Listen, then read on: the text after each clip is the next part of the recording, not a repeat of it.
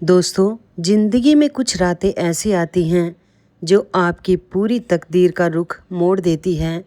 एक ऐसी ही रात थी, मेरी शादी की रात, जब मेरे अपने ही खून के रिश्ते मुझे भरी महफिल में जलील कर रहे थे। मेरे चेहरे पर थप्पड़ की निशानी थी, मेरी आंखों में आंसू थे और मेरे कानों में हंसी की आवाज़ें गूंज रही थीं। लेकिन उस मंडप में एक इंसान ऐसा था जो खामोशी से सब देख रहा था, जिसके होठों पर हल्की सी मुस्कुराहट थी और जिसकी आंखों में मेरे लिए वो इज्जत थी जो मुझे आज तक किसी ने नहीं दी थी।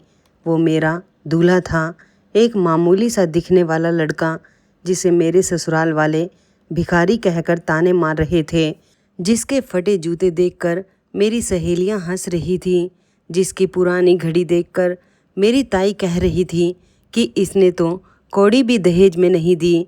लेकिन दोस्तों, उस रात किसी को नहीं पता था कि वो जो मामूली सा लड़का दिख रहा था वो असल में कौन था। और सबसे बड़ी बात, वो सच जानता था जो मेरे अपने सगे भी नहीं जानते थे। ये कहानी है मेरी मीरा की, एक ऐसी लड़की की जिसे दुनिया ने कभी इंसान नहीं समझा, और एक ऐसे मसीहा की जो भेष बदलकर मेरी ज़िंदगी में आया था। अगर आप ये कहानी पूरी देखेंगे ना दोस्तों, तो आपकी आंखों में आंसू भी आएंगे और आपका दिल खुशी से भर भी जाएगा। तो वीडियो को लाइक करना मत भूलिएगा और चैनल असरदार हिंदी कहानियाँ को सब्सक्राइब ज़रूर कर लीजिए। चलिए शुरू करते हैं कहानी। मेरा नाम मीरा है दोस्तों, उम्र 22 साल, और मेरी कहानी शुरू होती है उस दिन से जब मैं सिर्फ 9 साल की थी। उस दिन बारिश बहुत तेज़ थी। मेरे पापा शहर से वापस आ रहे थे। उनकी जेब में मेरे लिए लाल रंग का रिबन था, मेरे लिए चूड़ियाँ थीं और एक छोटी सी गुड़िया भी थी जिसकी मैंने जिद की थी। लेकिन उस रात पापा घर नहीं लौटे दोस्तों। एक तेज़ रफ्तार ट्रक ने उनकी साइकिल को टक्कर मार दी थी और मेरे पापा वो मुझे और मेरी माँ को इस बेरहम दुनिया में अकेला छोड़कर हमेशा के लिए चले गए। माँ ने बहुत हिम्मत दिखाई। उन्होंने लोगों के घरों में बर्तन मांजे, कपड़े धोए, सिलाई की, मुझे पाला, मुझे पढ़ाया, मुझे अच्छे संस्कार दिए। पापा की एक तस्वीर हमारे टूटे हुए कमरे की दीवार पर टंगी रहती थी और माँ हर रोज़ उस तस्वीर से बातें करती थी। देखिए जी, अपनी मीरा को कितनी बड़ी हो गई हैं, आप होते तो कितने खुश होते। मैं माँ की गोद में सिर रख कर रोती। माँ कहती, मेरी बच्ची, बस ऊपर वाले से एक ही दुआ है, तेरी शादी अच्छे घर में हो जाए, कोई एक ऐसा इंसान मिल जाए जो तुझे शहजादी की तरह रखे, बस फिर मैं चैन से मर भी जाऊं तो कोई गम नहीं। लेकिन दोस्तों, माँ की वो दुआ अधूरी रह गई। मैं जब 16 साल की हुई थी, माँ को टीबी हो गया। इलाज के पैसे नहीं थे। मैंने अपनी पढ़ाई छोड़ दी, दिन रात माँ की सेवा की, पर ऊपर वाले को कुछ और ही मंजूर था। एक रात माँ ने मेरा हाथ पकड़ा, उनकी आंखें भर आई। मीरा बेटा, मुझे माफ़ कर देना, मैं तेरी शादी देखे बिना ही जा रही हूँ, पर एक वादा कर मेरी बच्ची, चाहे कुछ भी हो जाए, अपनी इज्जत और अपने संस्कार कभी मत खोना।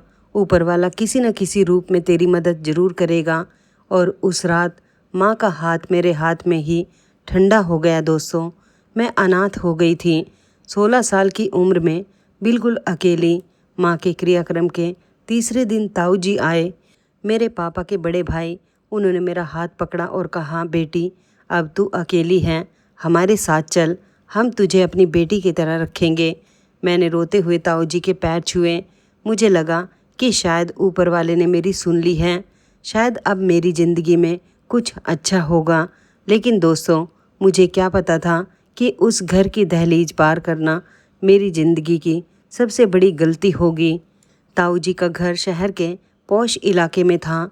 बड़ा सा बंगला, 2 गाड़ियाँ, नौकर चाकर, ताई जी का रुतबा, उनकी 2 बेटियाँ रिया और पिया, और एक बेटा रोहन। जिस दिन मैं उस घर में दाखिल हुई, ताई जी ने मुझे ऊपर से नीचे तक देखा। उनके चेहरे पर एक ऐसी मुस्कुराहट आई जो मेरी रूह तक कांप गई। हाँ, तो ये है वो अनाथ। चल बेटी, तेरा कमरा दिखाती हूँ। ताई जी मुझे लेकर ऊपर गई। पर अपने बच्चों के कमरों के पास से होकर वो मुझे पीछे की तरफ ले गई, जहाँ नौकरों के क्वार्टर थे। एक छोटा सा कमरा, टूटी हुई खाट, एक पुराना पंखा। ये तेरा कमरा है, यहीं रहेगी। और हाँ, सुबह 5 बजे उठ जाना, चाय बनानी है, फिर नाश्ता, फिर बर्तन, फिर झाड़ू पोछा, समझ गई? मेरी आंखों में आंसू आ गए। ताऊ जी ने तो कहा था कि क्या कहा था कि शहजादी बनाकर रखेंगे। ताई जी हंसी। बेटी, मुफ्त की रोटी इस घर में किसी को नहीं मिलती। अपने बाप का घर तो तुझसे संभला नहीं, अब मेरे घर पर एहसान करने आई है। उस रात में उस छोटे से कमरे में फर्श पर बैठकर रोई दोस्तों। पापा को याद किया, माँ को याद किया और सोचा कि काश ऊपर वाला मुझे भी अपने पास बुला ले। पर जब इंसान की किस्मत में दुख लिखा होना दोस्तों, तो मौत भी आसानी से नहीं आती। अगले 6 साल मैंने उस घर में नर्क देखा। दिन के 18-18 घंटे काम किया। रिया और पिया के पुराने कपड़े पहनना, उनकी झूठन खाना, हर बात पर ताने, हर गलती पर थप्पड़। रिया और पिया कॉलेज जाती, फैशन शो में हिस्सा लेती, मैं रसोई में पसीना बहाती। रोहन भाई मुझे नौकरानी कहकर बुलाते, ताई जी मुझे मनहूस कहती और ताऊ जी वो तो जैसे मुझे देखते ही नहीं थे। पर इन सब के बीच एक ऐसा भी इंसान था जो मेरी इज्जत करता था दोस्तों। दादी माँ, ताऊ जी की माँ, मेरी अपनी दादी। दादी माँ बूढ़ी थी, बिस्तर पर पड़ी रहती थी, पर उनकी आंखों में मेरे लिए वो ममता थी जो मुझे माँ के जाने के बाद कभी नहीं मिली थी। वो हर रोज़ मुझे अपने पास बुलाती, अपने हिस्से का खाना मुझे खिलाती और कहती, मेरा बेटा तू मेरी सबसे प्यारी पोती है, तेरे जैसे संस्कार तो मेरी अपनी पोतियों में भी नहीं हैं। ऊपर वाला तुझे ज़रूर इनाम देगा बेटी, बस तू अपना सब्र मत खोना। मैं दादी माँ के पैरों में सिर रख कर रोती और दादी माँ मेरे बालों में हाथ फेरती। उनके पास बैठकर मुझे ऐसा लगता था जैसे मेरी अपनी माँ मुझे प्यार कर रही हो। वक्त गुजरता गया दोस्तों, मैं 22 साल की हो गई थी, रिया 24 की और पिया 20 की। ताई जी रिया के लिए बहुत बड़ा घर ढूंढ रही थी। वो हर वक्त यही कहती, मेरी रिया तो किसी करोड़पति के घर ही जाएगी, लाखों में नहीं करोड़ों में बात होगी। रिया भी अपनी माँ की तरह ही घमंडी थी। शीशे के सामने घंटों बैठती, हर लड़के को नीची नज़र से देखती। उसका कहना था कि मेरा पति BMW वाला होगा, 5 स्टार होटल में डिनर कराएगा, फॉरेन ट्रिप पर ले जाएगा। एक दिन ताई जी की एक सहेली शांति आंटी घर आई। चाय की चुस्की लेते हुए उन्होंने ताई जी के कान में कुछ कहा। ताई जी की आंखें चमक उठी। सच, इतना बड़ा घर और लड़का अकेला है, कोई भाई बहन नहीं। हाँ बहन, बस एक ही बेटा है। माँ बाप दोनों सिंपल लोग हैं, बेटे को विदेश में पढ़ा कर लाए हैं। पर सुनो, एक बात है। क्या? लड़का बहुत सिंपल है, दिखावा बिल्कुल पसंद नहीं। वो खुद देखने आएगा अपनी होने वाली बहू को, और हाँ, वो ज़्यादा सजा धजा हुआ नहीं आएगा। उसका कहना है कि लड़की अगर असली दिल वाली होगी तो उसके बाहरी रूप रंग और पैसे से प्रभावित नहीं होगी। ताई जी ने ज़ोर से ठहाका लगाया। अरे मेरी रिया तो बहुत समझदार है, वो दिल देखेगी, पैसा नहीं। तू बस रिश्ता पक्का करवा दे। अगले हफ्ते लड़के वाले देखने आने वाले थे। रिया का नाक भौं चढ़ा हुआ था। माँ, मुझे सिंपल लड़का नहीं चाहिए, मुझे तो शौई लड़का चाहिए। पगली, शांति ने बताया है कि लड़के के पिता का बहुत बड़ा बिजनेस है, बस वो दिखावा नहीं करते। शादी के बाद तू उन्हें बदल लेना। चल अब तैयार हो जा।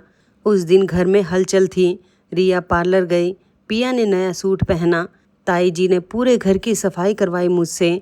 मैं सुबह 4 बजे से लगी हुई थी, फर्श चमका रही थी, पर्दे धो रही थी, खाना बना रही थी। शाम को 6 बजे लड़के वाले आए। मैंने रसोई की खिड़की से देखा, एक पुरानी सी मारुति 800 गाड़ी आई। उसमें से एक मिडिल एज्ड आदमी और औरत उतरे। दोनों सिंपल कपड़ों में थे। आदमी ने सफ़ेद कुर्ता पजामा पहना था, औरत ने हल्के पीले रंग की साड़ी। और फिर गाड़ी के पीछे से एक लड़का उतरा। मेरी सांस एक पल के लिए रुक गई दोस्तों। वो लड़का ज़्यादा हाइट का नहीं था, साधारण कद, साधारण रंग। उसने एक सादा सा सफ़ेद कुर्ता पहना था, पैरों में पुराने से लगने वाले चप्पल, हाथ में एक पुरानी सी घड़ी। पर उसकी आंखें दोस्तों, उसकी आंखें ऐसी थीं जैसे उनमें कोई गहरा समंदर हो, शांत, गहरा और कुछ ऐसा जो मैं समझ नहीं पा रही थी। जैसे ही वो गाड़ी से उतरा, उसकी नज़र सीधे रसोई की खिड़की पर पड़ी। हमारी नज़रें मिली एक पल के लिए, और दोस्तों, उस एक पल में मुझे ऐसा लगा जैसे वो लड़का मुझे जानता है, बहुत अच्छे से जानता है। पर ये कैसे हो सकता था? मैंने तो उसे पहले कभी देखा भी नहीं था।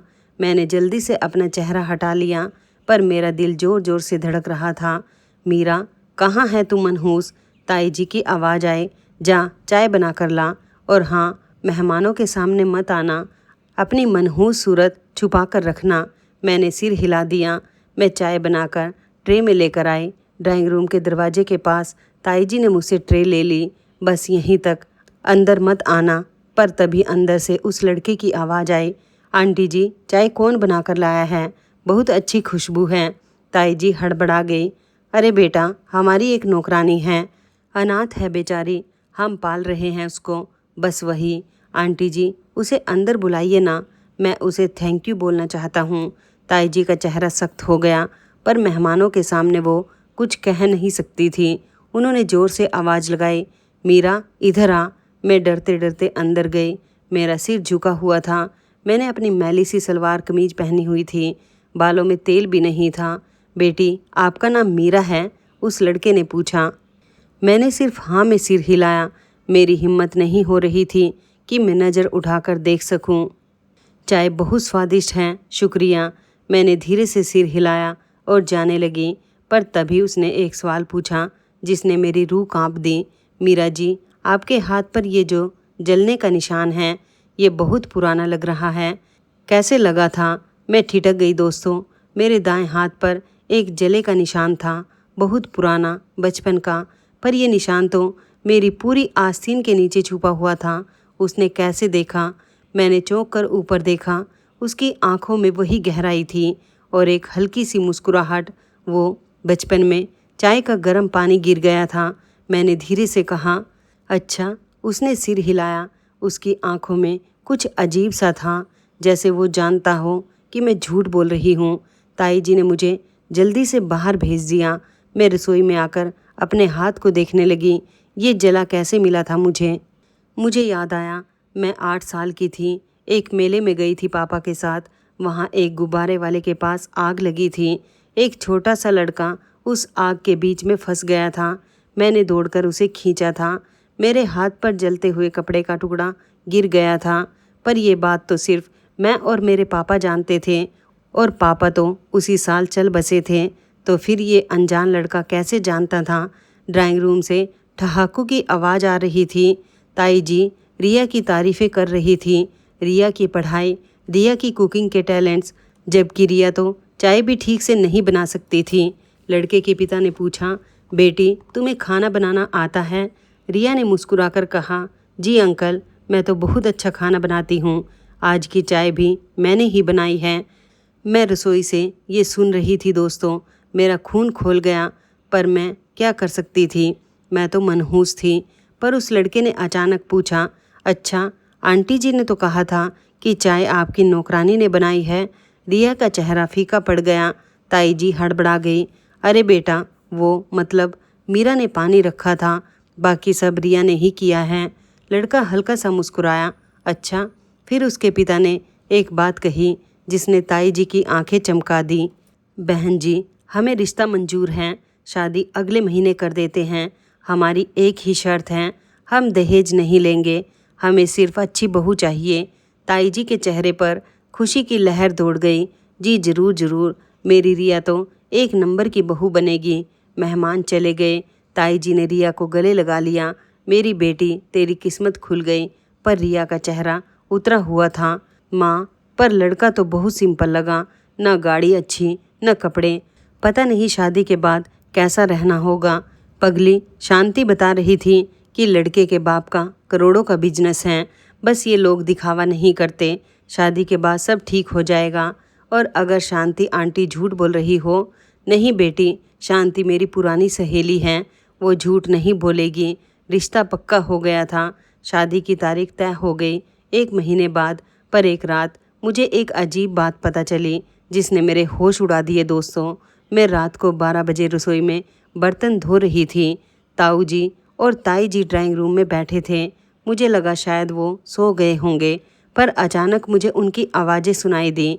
सुनो जी, ताई जी ने धीरे से कहा। मुझे कुछ ठीक नहीं लग रहा। शांति का फ़ोन आया था। वो कह रही थी कि लड़के की असली कहानी कुछ और है। क्या मतलब? वो कह रही थी कि लड़के की कोई हैसियत नहीं है। उसके बाप का बिजनेस तो 5 साल पहले डूब गया था। अब वो लोग बहुत मुश्किल से गुजारा करते हैं। शांति को गलत इन्फॉर्मेशन मिली थी। ताऊ जी का चेहरा फक पड़ गया। तो अब क्या करें? रिश्ता तो पक्का हो गया। मैं सोच रही हूँ कि रिश्ता तोड़ दें, रिया को किसी अमीर घर में भेजेंगे। पर ताऊ जी ने सिर हिलाया। नहीं, रिश्ता तोड़ने पर हमारी बदनामी होगी। पर मेरे दिमाग में एक आइडिया है। क्या? ताऊ जी की आवाज़ नीची हो गई, पर मुझे साफ सुनाई दी। रिया की जगह मीरा को भेज देते हैं। मेरे हाथ से बर्तन गिरते गिरते बचा। ताई जी हंसी। हाँ, ये तो बहुत अच्छा आइडिया है। मीरा को विदा कर देंगे, एक मनहूस का बोझ भी उतरेगा और रिया के लिए कोई करोड़पति घर ढूंढ लेंगे। पर लड़के वालों ने तो रिया को देखा है, वो मानेंगे कैसे? अरे, हम कह देंगे कि रिया की तबीयत खराब है और मीरा को भारी घूंघट में बिठा देंगे। शादी के बाद उन्हें पता चलेगा। तब तक तो शादी हो चुकी होगी, फिर वो कुछ नहीं कर पाएंगे। पर अगर वो नाराज़ हो गए तो? होने दो नाराज़, हमें क्या? लड़का तो गरीब है, वो हमें कोर्ट कचहरी कहाँ ले जाएगा। और हम तो कह देंगे कि हमने तो मीरा को भी अपनी बेटी की तरह पाला है। मैं रसोई में फर्श पर बैठ गई दोस्तों। मेरे आंसू बहने लगे। ये लोग मुझे एक गरीब लड़के के साथ धोखे से बांध रहे थे। एक ऐसा लड़का जिसे खुद नहीं पता कि उसके साथ क्या होने वाला है। पर उस रात मुझे अचानक उस लड़के की आंखें याद आ गई और मेरे हाथ का जला निशान और उसका वो सवाल, क्या वो लड़का सच में गरीब था या कुछ और था जो मैं समझ नहीं पा रही थी। शादी से 1 हफ्ते पहले की बात है दोस्तों। मैं बाज़ार से सब्जी लेने गई थी। ताई जी ने मुझे ये काम भी सौंप रखा था। मैं अपने मैले से पुराने दुपट्टे से चेहरा छुपाए हुए सब्जी मंडी में जा रही थी। तभी अचानक एक आवाज़ ने मुझे रोक लिया। मीरा जी। मैं चौंक गई। मुड़कर देखा, वही लड़का था, होने वाला दूल्हा, मेरे ससुराल वाला। लेकिन वो रिया का होने वाला पति था। वो मुझसे क्यों बात कर रहा था? जी, मैंने डरते हुए पूछा, क्या मैं आपसे थोड़ी देर बात कर सकता हूँ? पर ये ठीक नहीं है। आप तो रिया दीदी के होने वाले। बस 5 मिनट उस सामने वाली चाय की दुकान पर आप मेरे साथ चाय पीजिए। मुझे आपसे एक बहुत ज़रूरी बात करनी है। मेरे दिल में अजीब सी हलचल थी, पर मैं उसके साथ चली गई। हम चाय की दुकान पर बैठे। उसने 2 चाय ऑर्डर की। मीरा जी, उसने धीरे से कहा, मेरा नाम आर्यन है। जी, मुझे पता है। आपको ये नहीं पता कि मैं आपको कब से जानता हूँ। मेरी आंखें बड़ी हो गई। क्या मतलब? उसने अपनी जेब से एक पुरानी सी तस्वीर निकाली। काले सफ़ेद पीली पड़ चुकी थी। उसमें एक छोटी सी लड़की थी और एक छोटा सा लड़का। दोनों मेले में खड़े थे। लड़के के हाथ में गुब्बारा था और लड़की के हाथ पर पट्टी बंधी थी। मेरे हाथ कांपने लगे दोस्तों। ये मेरी तस्वीर है, पर मेरे साथ ये लड़का, वो लड़का मैं हूँ मीरा जी। आर्य ने धीरे से कहा, 14 साल पहले उस मेले में आपने मेरी जान बचाई थी। मैं वो छोटा सा लड़का था जो आग के बीच में फंस गया था। मेरी आंखों से आंसू बहने लगे। मुझे वो दिन याद आ गया। मेरे पापा, वो मेला, वो आग, वो छोटा सा रोता हुआ लड़का। पर ये तस्वीर, मेरे पापा ने उस दिन ये तस्वीर ली थी आपके पापा से। उन्होंने आपका नाम और पता लिखवा लिया था। उन्होंने कहा था कि एक दिन ये एहसान वो ज़रूर चुकाएंगे। पर मेरे पापा तो, मुझे पता है आपके पापा का एक्सीडेंट हो गया था। मेरे पापा को बहुत बाद में पता चला। उन्होंने आपको और आपकी माँ को ढूंढने की कोशिश की, पर आप लोग वो पुराना घर छोड़कर जा चुकी थी। मैं रोने लगी। आर्य ने अपनी जेब से रुमाल निकाला और मुझे दिया। मीरा जी, मेरे पापा ने मुझे बचपन से एक बात सिखाई थी, एहसान चुकाना सबसे बड़ा फ़र्ज है। उन्होंने मुझसे वादा लिया था कि अगर मैं कभी उस लड़की को ढूंढ लूँ तो उसकी ज़िंदगी में हर खुशी लाऊंगा। पर आप तो रिया दीदी से शादी कर रहे हैं। आर्यन हल्का सा मुस्कुराया। मीरा जी, मैं आपको पिछले 6 महीने से ढूंढ रहा था। शांति आंटी मेरे पापा की दूर की रिश्तेदार हैं। उन्होंने ही मुझे बताया कि आप अपने ताऊ जी के घर में हैं, पर आपके ताऊ जी की कोई बेटी सीधे ब्याहने की बात नहीं करता। तो मैंने एक प्लान बनाया। कैसा प्लान? मैंने अपने पापा से कहा कि वो रिया का रिश्ता लाए और हम सब गरीब बनकर जाएं। मेरी आंखें फटी की फटी रह गई। तो आप गरीब नहीं हैं? आर्यन हंसा। मीरा जी, मेरे पापा की देश की टॉप 50 कंपनियों में से एक हैं। हम विदेश में रहते हैं। मेरे पापा ने खुद मुझे विदेश से MBA करवाया है। मैं खुद एक बड़ी कंपनी का CEO हूँ। मेरा सिर चकराने लगा। पर ये सब ड्रामा क्यों?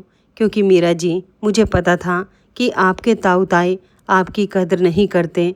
मुझे डर था कि अगर हम अमीर बनकर गए तो वो रिया की जगह आपको कभी नहीं भेजेंगे, पर अगर हम गरीब बनकर गए तो वो धोखे से मुझे भेज देंगे। मेरी आवाज़ कांप गई। बिल्कुल, और मुझे ये पहले से पता था कि वो ये करेंगे। शांति आंटी ने मुझे सब बताया था। मैं कुछ बोल नहीं पाई दोस्तों। एक तरफ खुशी थी, दूसरी तरफ डर। एक तरफ इस लड़के के लिए इज्जत थी, दूसरी तरफ एक अजीब सा एहसास। पर आर्यन जी, अगर मैं रिया दीदी की जगह आ गई तो ताई जी मुझे जीने नहीं देंगी। वो मुझे शादी से पहले मार डालेंगी। मीरा जी, इसीलिए मुझे आपको आज ये सब बताना ज़रूरी था। शादी के दिन तक आपको ये ड्रामा बनाए रखना है। आप ताऊ ताई से कुछ नहीं कहेंगी। वो जो भी करें आप सब्र से सहना। मैं आपके साथ हूँ और शादी के दिन मैं खुद उन सबको सबक सिखाऊंगा। पर मीरा जी, एक वादा कीजिए, चाहे कुछ भी हो जाए आप अपना सब्र मत खोना। मैं आपको लेकर ही जाऊंगा उस घर से और ज़िंदगी भर आपको शहजादी की तरह रखूंगा। मेरी आंखों में आंसू थे, पर ये आंसू खुशी के थे दोस्तों। बरसों बाद ज़िंदगी में पहली बार किसी ने मुझे शहजादी कहा था, जैसे मेरे पापा कहा करते थे। आर्यन से मिलने के बाद मेरी ज़िंदगी बदल गई थी दोस्तों, पर बाहर से सब वैसा ही था। ताई जी ने अपना प्लान शुरू कर दिया था। एक दिन उन्होंने मुझे बुलाया। मीरा, इधर आ। मैं डरते हुए गई। बैठ। उन्होंने पहली बार मुझे बैठने को कहा था। मेरा दिल धड़क रहा था कि अब क्या होगा। देख बेटी, ताई जी ने प्यार से कहा। प्यार की वो ऐसी एक्टर थी कि कोई भी फूल हो जाए। तू भी तो हमारी बेटी है, हमने तुझे पाला है। अब तेरी भी शादी की उम्र हो गई है। मैंने हैरानी का ड्रामा किया। जी देख, रिया की तबीयत बहुत ख़राब हो गई है। डॉक्टर ने कहा है कि उसकी अभी शादी नहीं होनी चाहिए, पर रिश्ता तो हम मना नहीं कर सकते ना, हमारी बदनामी होगी। तो हमने सोचा है कि रिया की जगह तुझे भेज दें। तू भी हमारी बेटी ही है। मैंने डरने का ड्रामा किया। पर ताई जी, लड़के वाले ने तो रिया दीदी को देखा है। अरे पागल, घूंघट में बैठेगी तू, उन्हें बाद में पता चलेगा, तब तक शादी हो चुकी होगी। और सुन, लड़का सिर्फ नाम का अमीर है, असल में बहुत गरीब है। तू वहाँ ज़्यादा खुश नहीं रहेगी, पर कम से कम तेरा पेट तो भरेगा। मैंने सिर झुका लिया। मैं हंस रही थी अंदर ही अंदर। ये लोग नहीं जानते कि वो असल में क्या कर रहे हैं। जी ताई जी, आप जैसा कहें। ताई जी खुश हो गई। शाबाश, देख, अनाथ है तू, तेरी किस्मत में इससे ज़्यादा कुछ नहीं था। एक गरीब घर मिल रहा है, यही गनीमत समझ। उस रात मैं अपने कमरे में बैठी थी। दादी माँ धीरे धीरे चलकर मेरे पास आई। बेटी, उन्होंने मेरा हाथ पकड़ा। मुझे सब पता है। मैं चौंक गई। क्या दादी माँ? मैंने सब सुन लिया है। तेरे ताऊ ताई की साजिश, वो तुझे रिया की जगह भेज रहे हैं। मेरी आंखों में आंसू आ गए। दादी माँ ने मुझे गले लगा लिया।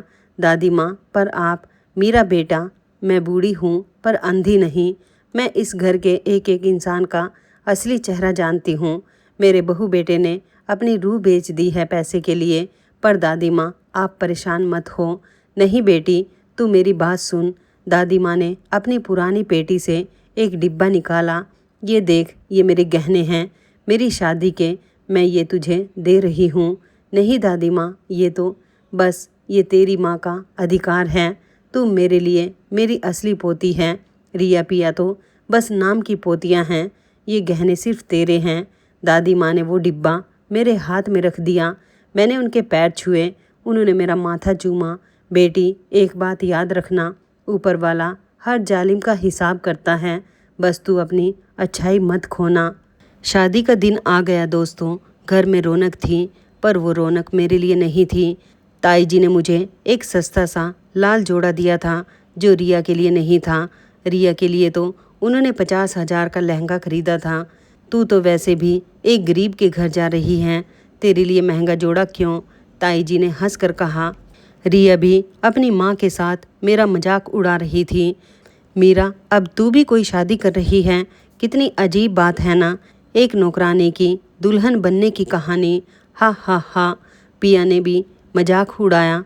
और जानती हो, उसका दूल्हा तो एक गरीब आदमी है, दोनों मिलकर खूब झाड़ू पोछा करेंगे। मैं चुपचाप बैठी रही। मेरी आंखों में आंसू थे, पर मैं मुस्कुरा रही थी अंदर ही अंदर। बारात आई।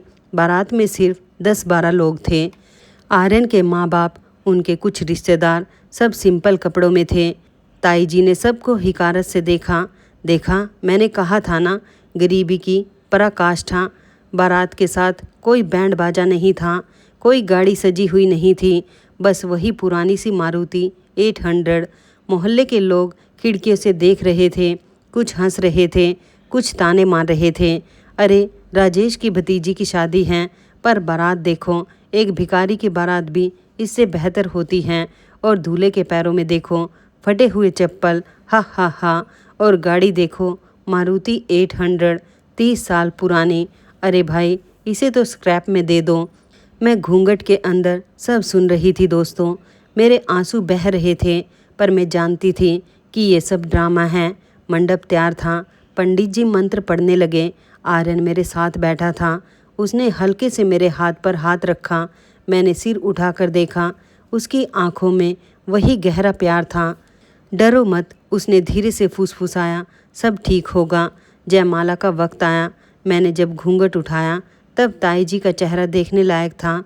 उन्हें लगा था कि शायद आर्यन को सच पता चल जाएगा और वो शादी से इनकार कर देगा, पर आर्यन ने मुस्कुराकर मेरी जयमाला पहनी और मैंने उसकी। ताऊ जी और ताई जी ने सुख की सांस ली। शादी हो गई थी, पर तभी कुछ ऐसा हुआ जिसका इंतजार आर्यन कर रहा था। विदाई से पहले रिया अपनी माँ के पास गई, जोर से बोली ताकि सब सुने, माँ, अच्छा हुआ कि इस गरीब के साथ मीरा गई, मेरे साथ ये कभी नहीं होता, मैं तो अमीर घर में जाऊंगी। ताई जी हंसी। हाँ बेटी, तू तो शहजादी है मेरी, मीरा जैसी अनाथ नौकरानियों की किस्मत में यही लिखा है। पिया ने भी मजाक किया। और दूल्हा देखो, कितना लूजर लग रहा है, पता नहीं क्या काम करता होगा, शायद किसी दुकान पर सेल्समैन होगा। मेरी आंखों में आंसू भर आए, पर मैं चुप रही। तभी आर्यन की माँ ने प्यार से ताई जी से कहा, बहन जी, हमें मीरा बेटी पसंद है, पर एक बात है, हम लोग अपने घर जाकर एक छोटा सा फंक्शन करना चाहते हैं। आप सब लोग चलिए हमारे साथ, हमारे घर का खाना खाइए, फिर मीरा को विदा कीजिए। ताई जी ने मुंह बनाया। अरे बहन जी, आप लोगों के घर में क्या खिलाएंगे, वहाँ तो हम जाकर भूखे मरेंगे। नहीं बहन जी, आर्यन के पिता मुस्कुराए, हम कोशिश करेंगे कि आप सबको अच्छा खाना खिलाएं, बस एक बार चलिए। ताऊ जी ने सोचा कि चलो जा देखते हैं, शायद कुछ मिल जाए। उन्होंने हाँ कर दी। हम सब लोग बारात के साथ निकले। ताई जी सोच रही थी कि किसी छोटी सी झोपड़ी में पहुँचेंगे। ताऊ जी और रिया पिया मेरा मजाक उड़ा रहे थे। मीरा, तेरा नया घर देखकर तू बेहोश हो जाएगी। रिया हंसी। शायद वहाँ तो पूसा घर भी ना हो, पिया ने कहा। मारुति 800 आगे चल रही थी, हम पीछे पीछे थे, पर अचानक गाड़ी शहर के बाहर निकलने लगी, फिर एक हाईवे पर मुड़ी, फिर एक बहुत ही पॉश इलाके में पहुंची। ताऊ जी की आंखें फटी की फटी रह गई। ये कहाँ ले जा रहे हैं ये लोग? ताई जी ने भी हैरानी से देखा। लगता है गलत रास्ते पर आ गए हैं। पर अचानक मारुति 800 एक विशाल बंगला के सामने रुकी। इतना बड़ा बंगला कि शायद उन्होंने तस्वीरों में भी कभी नहीं देखा होगा। 4 मंजिला, बाहर फाउंटेन, हरे भरे लॉन, 5-6 गाड़ियाँ खड़ी थी, मर्सिडीज, BMW, ऑडी। ताई जी की आवाज़ निकल गई, ये क्या है? बंगले के सामने नौकर खड़े थे। उन्होंने हाथ जोड़कर कहा, आर्यन सर, वेलकम होम। और भाभी जी को नमस्ते। ताऊ जी और ताई जी का चेहरा सफ़ेद पड़ गया। आर्यन सर, ताई जी ने हकला कर पूछा। तभी एक बुजुर्ग आदमी आगे आए। उन्होंने आर्यन से कहा, बेटा सब अरेंजमेंट्स हो गए हैं, मीडिया की गैदरिंग भी आ गई है। ताऊ जी की आवाज़ कांप गई। मीडिया? आर्यन के पिता ने हंसकर कहा, हाँ बहन जी, आज मेरे बेटे की शादी की प्रेस कॉन्फ्रेंस है। पूरे देश के लोग हमारी बहू को देखना चाहते हैं। पर आप तो। आर्यन ने अपनी जेब से एक कार्ड निकाला, उसने ताऊ जी को दिया। ताऊ जी ने कार्ड देखा, उनके हाथ कांपने लगे। उस पर लिखा था, Aryan Mehra, chairman and CEO, Mehra Industries Private Limited, देश की टॉप 10 बिजनेस कंपनियों में से एक। ताऊ जी की टांगें कांपने लगी। ये तो मेहरा इंडस्ट्रीज, इनके ऑनर तो। जी हाँ ताऊ जी, आर्यन ने मुस्कुराकर कहा, मेरे पापा हैं और मैं खुद इस कंपनी का CEO हूँ। ताई जी की आवाज़ हलक में अटक गई। रिया के मुंह से चीख निकल गई, क्या? पर तुम तो गरीब थे। नहीं रिया जी, आर्यन ने ठंडी आवाज़ में कहा, मैंने गरीब होने का ड्रामा किया था। और जानती हो क्यों? क्योंकि मुझे आप जैसे लालची लोगों का असली चेहरा देखना था। रिया रोने लगी। ताई जी की आंखों से आंसू बहने लगे। बेटा, तुमने मेरी रिया से शादी क्यों नहीं की? रिया तो। क्योंकि आंटी जी, आर्यन ने उन्हें बीच में रोका, मैं असल में रिया से शादी करने आया ही नहीं था। मैं तो हमेशा से मीरा से शादी करने आया था। क्या? जी हाँ, मीरा ने 14 साल पहले मेरी जान बचाई थी। मेरे पापा ने तभी से कसम खाई थी कि अपने बेटे की शादी मीरा से ही करेंगे। पर मीरा ज़मीन में दब गई थी। शांति आंटी ने मुझे बताया कि वो आपके घर पर हैं, तो मैंने ये प्लान बनाया। पर ये तो। और जानती हैं आंटी जी, आर्यन ने कहा, जब मैंने आपको योजना बनाते सुना कि आप मीरा को रिया की जगह भेज देंगी, मैं हंस रहा था। आपको लगा आपने मुझे धोखा दिया, पर असल में आप खुद धोखा खा गई। मैं तो यही चाहता था। ताई जी फूट फूट कर रोने लगी। ताऊ जी ज़मीन पर बैठ गए। बेटा, हमें माफ़ कर दो। माफ़ी? आर्यन की आवाज़ में आग थी। मेरी पत्नी की 6 साल की ज़िंदगी आपने नर्क बना दी। उसने आपकी नौकरी की, आपकी बेटियों की झूठन खाई, आपकी मार खाई, आपकी गालियाँ सुनी, और आज आप माफ़ी मांग रहे हैं। मैंने आर्यन का हाथ पकड़ लिया। आर्यन, बस अब इन्हें कुछ मत कहो। मीरा, इन्हें सबक मिलना चाहिए। नहीं आर्यन, मेरी दादी माँ हमेशा कहती थी कि ऊपर वाला सबका हिसाब करता है। हम कौन होते हैं हिसाब करने वाले? आर्यन ने मेरी तरफ देखा, उसकी आंखों में आंसू थे। मीरा, तुम सच में बहुत बड़ी हो। मेरे लायक नहीं हो तुम तो उससे भी बड़ी हो। उसने ताऊ ताई की तरफ मुड़कर कहा, ठीक है, मीरा कह रही हैं तो मैं आप लोगों को कुछ नहीं कहूँगा, पर एक शर्त है। आज के बाद आप लोग कभी मीरा की ज़िंदगी में नहीं आएंगे, ना उससे मिलने की कोशिश करेंगे, ना उसे फ़ोन करेंगे, समझे? ताऊ ताई ने सिर हिला दिया। और रिया जी? आर्यन ने रिया की तरफ देखा। आपने पैसों को सबसे बड़ा समझा। जाइए, ज़िंदगी में आपको पैसा ही मिलेगा, प्यार और इज्जत नहीं। रिया रोती रही। आर्यन ने मुझे अपने बंगला में ले जाया, पर एक काम करना अभी बाकी था। मीरा, उसने कहा, तुम्हारी दादी माँ, हम उन्हें यहाँ ले आते हैं। मेरी आंखों में आंसू आ गए। सच? बिल्कुल, उन्होंने तुम्हें माँ का प्यार दिया, अब वो तुम्हारी दादी है, हमारे साथ रहेंगी। हम वापस ताऊ जी के घर गए। दादी माँ अपने कमरे में बैठी थी। मुझे देखकर वो मुस्कुराए। बेटी, मुझे पता था तू वापस आएगी। दादी माँ, चलिए हमारे साथ। दादी माँ की आंखों में आंसू आ गए। उन्होंने आर्यन को आशीर्वाद दिया। बेटा, तू मेरी मीरा का मसीहा है। ऊपर वाला तुझे लाखों खुशियाँ दे। हम दादी माँ को लेकर घर आ गए। आर्यन के माँ बाप ने मुझे अपनी बेटी की तरह स्वीकार किया, दादी माँ को अपनी माँ की तरह। मेरी ज़िंदगी एक सपने जैसी हो गई थी। नौकर चाकर, बड़ा घर, प्यार करने वाला पति, प्यार करने वाले सास ससुर, पर इन सब से बड़ी बात, एक ऐसा इंसान जो मुझे सच में समझता था, जो मेरी हर तकलीफ़ जानता था, जो मेरा सच जानता था। रात को आर्यन ने मेरा हाथ पकड़ा। मीरा, एक बात कहूँ? हाँ, तुम जानती हो मैंने तुमसे क्यों शादी की? क्योंकि मैंने आपकी जान बचाई थी। नहीं मीरा, आर्यन ने मेरी आंखों में देखा, मैंने तुमसे शादी इसलिए की क्योंकि उस दिन के बाद से मैं तुम्हें भूल नहीं पाया। उस 8 साल की लड़की का चेहरा मेरे दिल में बस गया था। जब मैंने तुम्हें फिर से देखा तो मेरा दिल कह उठा, हाँ यही है वो लड़की। पर मैं तो, मीरा, तुम सिर्फ मेरी पत्नी नहीं हो, तुम मेरी ज़िंदगी हो, मेरी रूह हो, तुम वो हो जिसे मैं 14 साल से ढूंढ रहा था। मेरी आंखों से आंसू बह निकले। आर्य ने उन्हें पोंछा। अब कभी मत रोना मेरी जान, तुम्हारे आंसू मुझसे नहीं देखे जाते। मैं आर्यन के सीने से लग गई। मेरा सब्र, मेरा दर्द, मेरी तकलीफ़ सब इस एक पल में पिघल गई। बरसों बाद ज़िंदगी में पहली बार मुझे ऐसा लगा जैसे मेरे पापा माँ ऊपर से मुझे देख रहे हैं और उनकी आंखों में आंसू हैं, पर खुशी के। दोस्तों, ये थी मीरा की कहानी, एक ऐसी लड़की की जिसे दुनिया ने हमेशा नीचा दिखाया, पर उसका दूल्हा, उसका मसीहा, उसका सच जानता था। ज़िंदगी में कभी कभी ऊपर वाला बहुत देर से मेहरबान होता है, पर जब होता है ना दोस्तों, तो ऐसे मेहरबान होता है कि सारी कमी पूरी कर देता है। जो लोग मीरा को जलील कर रहे थे, रिया पिया, ताऊ ताई, उन सब का बाद में क्या हुआ? रिया की शादी एक ऐसे आदमी से हुई जो उसे रोज़ मारता था। 1 साल में उसका तलाक हो गया। पिया की शादी ही नहीं हुई, कोई रिश्ता ही नहीं आया। ताऊ जी का बिजनेस डूब गया, ताई जी को पैरालिसिस हो गया। दादी माँ हमारे साथ खुशी से रही और 5 साल बाद मेरी गोद में सिर रखकर मुस्कुराते हुए दुनिया से विदा हुई।